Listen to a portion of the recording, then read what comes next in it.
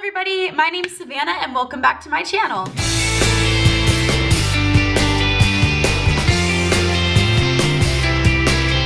So today I'm really excited because I'm going to be doing a video that I have been really wanting to put up, and it is all about being an au pair. So basically, I'm going to be going over the definition of an au pair for you. I'm going to talk about how to become one, the interviewing process, what to do, what to say, what your duties are as an au pair, the perks, the downsides, and just all of those questions that I've gotten a lot of questions about being an au pair since I've started. It's really not extremely well known in the United States. I know that mostly au pairs come from Europe and South Africa. I know there's a lot of girls that become au pairs, South America, and they usually go to the United States. So I'm in a bit different of a situation because I'm from the United States. I lived in Phoenix, Arizona for my entire life, and I'm actually an au pair in the Netherlands. And in case anybody doesn't know where the Netherlands is, it's a really small country to the left of Germany, right above Belgium, which is above France, if you didn't know where Belgium was. So I love this country so much. I decided, and getting into that, I'll tell you all about how you decide which country you want to go to when I talk about the actual website that helps you become an au pair. An au pair is an unmarried young adult aged 18 to 30 years who has no children and travels to a foreign country for a defined period of time to live with the host family. So that pretty much is what it is. And for me, the way that I found out what an au pair was is there's this girl that lived in my town for a while, and she has a blog and she travels a lot. So I was reading her travel blog, and she talks about how she wanted to go back to a certain country as an au pair maybe. And I was like, an au pair? And at that time I had just gotten back from visiting Holland for 1 week, and no, I was in Holland for about 2 weeks over the summer, 2 summers ago in 2014, and I really loved Holland, and I really wanted to figure out a way that I could go back to Holland and live there for up to a year, and but I didn't really know how I would afford it. Like, school, you can go for school, but the thing is that even though school's a bit cheaper here, you still have to pay for living. And it's one thing you don't really think about is like, how are you going to make an income when you don't know how to speak the country's language?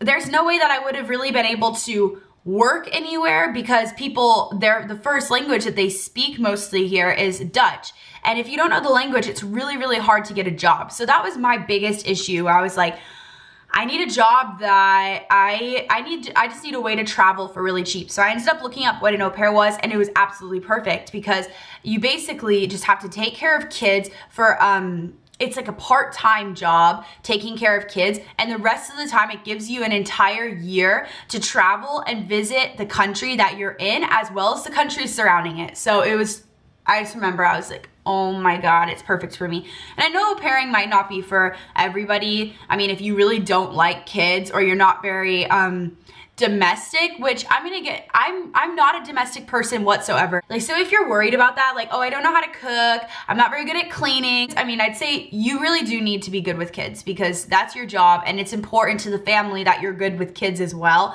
But if you don't know how to cook, or if you're young and you're not used to cleaning an entire house, that's definitely something that I don't think you really need to worry too much about because you learn. Like, I did not know how to cook one bit whatsoever, but when you're put in a situation where you have to cook for a family of 5, 4 nights a week, you learn pretty fast, and it's actually really not that hard. So don't worry if you're not like a super domesticated person, because I really wasn't, but I am almost 6 months in, and I used to stress out so much about cooking dinners and all that stuff, but I can do it now so easily. I can cook. The cleaning, it took me a while to get into that, like being like, oh, you have to really keep up with that. But again, it's everything. You can learn everything just as long as you're good with kids. That's one thing that you might not be able to really learn.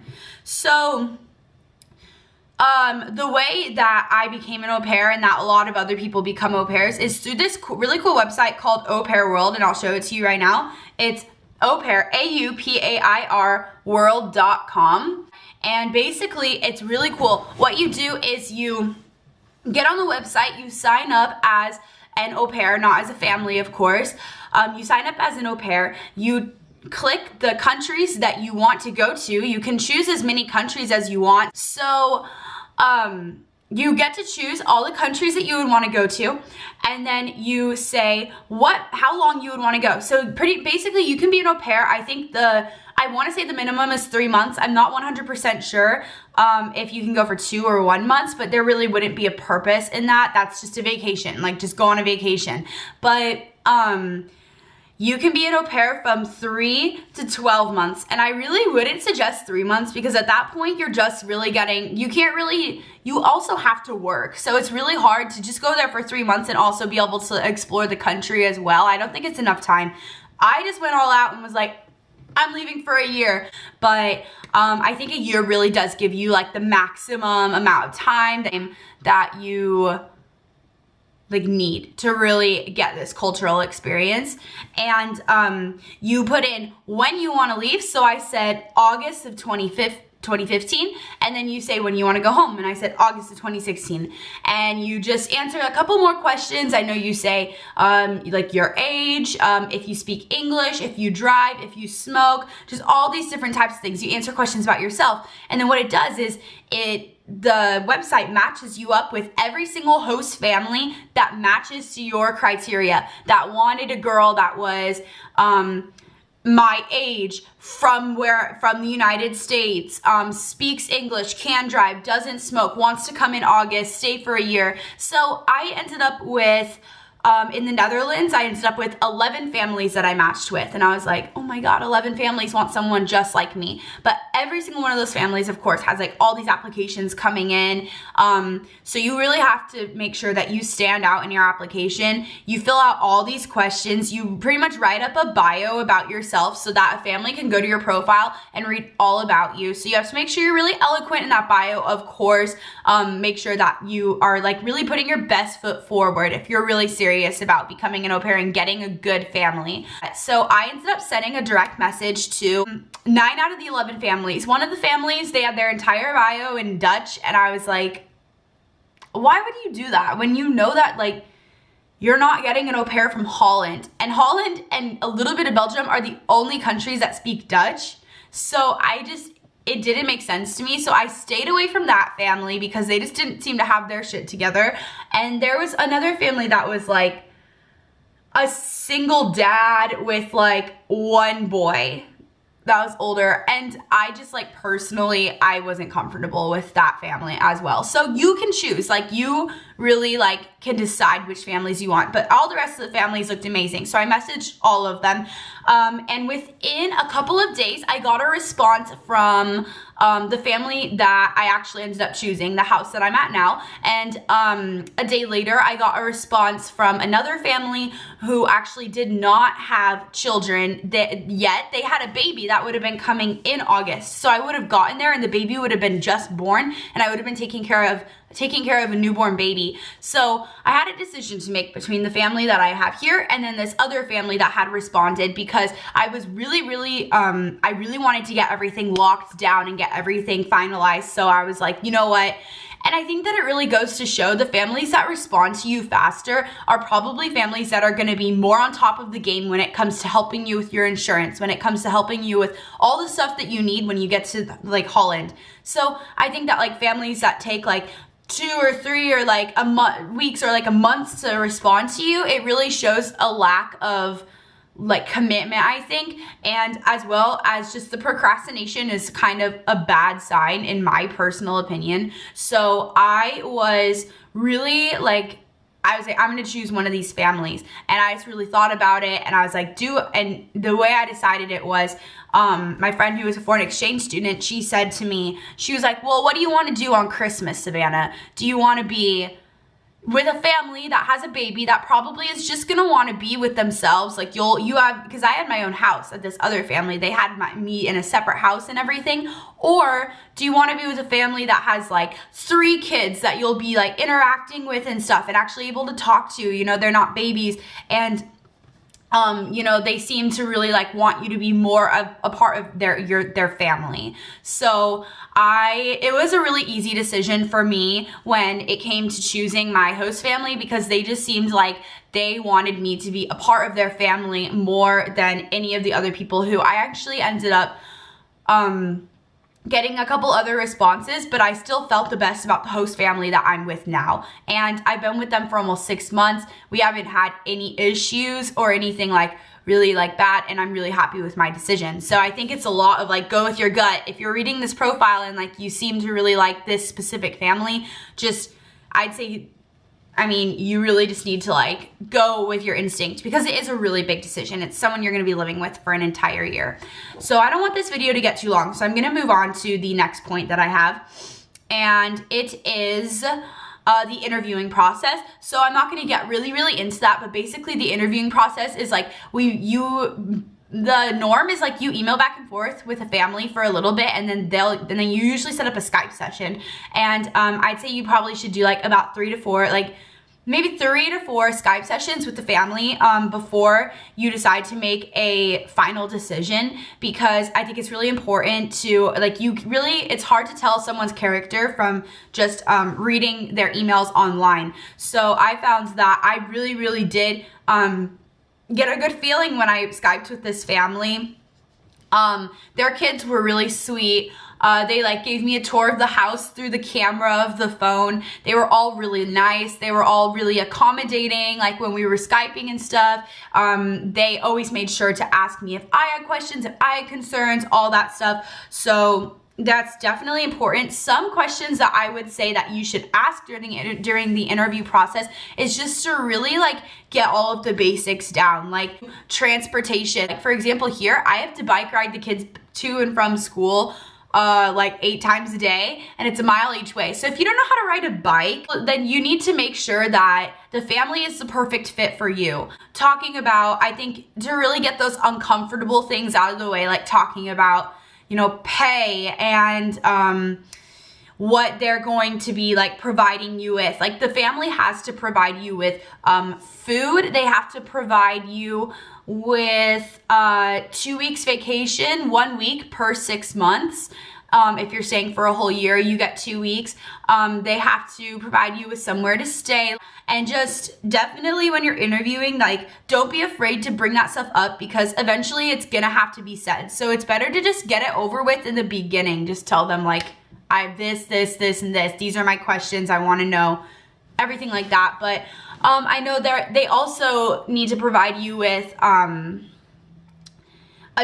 mode of transportation. They have to pay for your health insurance, and they also need to pay for at least 2 courses of your language course.